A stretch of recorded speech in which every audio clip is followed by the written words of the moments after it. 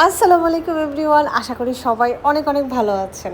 মেয়েদের সবচেয়ে পছন্দের খাবার ফুচকা চটপটি, আর সেটা যদি ঘরে বানানো যায় তাহলে তো কথাই নেই। কোনো ধরনের তেলের ঝামেলা ছাড়াই আজকে আমি বাসায় ফুচকা রেডি করে নিব। মাদল থেকে নিয়ে নিয়েছি রেডিমেড ফুচকা। তারপর একে একে এয়ার ফ্রায়ারে কিছু ফুচকা দিয়ে দিলাম। একসাথে অনেকগুলো ফুচকা দেওয়া যাবে না, এতে করে ফুলতে অসুবিধা হবে। মিয়াকোর এয়ার ফ্রায়ারটা আমার প্রতিদিনের কাজকে করেছে অনেক অনেক বেশি সহজ। ছোট ছোট এই কাজগুলো আমার আপনাদের সাথে শেয়ার করতে অনেক বেশি ভালো লাগে। আর আপনাদেরও কেমন লাগে আমাকে অবশ্যই কমেন্টসে জানাবেন।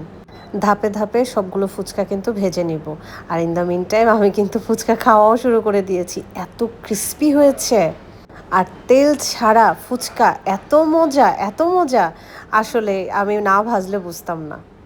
যে কোনো কাজই কষ্টের, কিন্তু কাজটা যদি একটু ঝটপট ওয়েতে করা যায় তাহলে জীবনটা একটু সহজ হয়।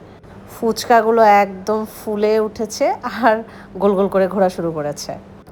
দেখতে না এত দারুণ লাগছিল, যদিও এটা একটু দাঁড়িয়ে থেকে করলে ভালো হয়, না হলে পুড়ে যেতে পারে। এক ধাপ বানানো শেষ, ধাপে ধাপে আরও কয়েকটা বসিয়ে দিলাম। এই যে কি সুন্দর করে ঘুরছে, দারুণ লাগতেছে কিন্তু ব্যাপারটা। বাসার সবাই এটা দেখে অনেক বেশি খুশি যে এয়ার ফ্রায়ারে ফুচকা ভাজা যাচ্ছে, রোজ খাবো ফুচকা চটপটি।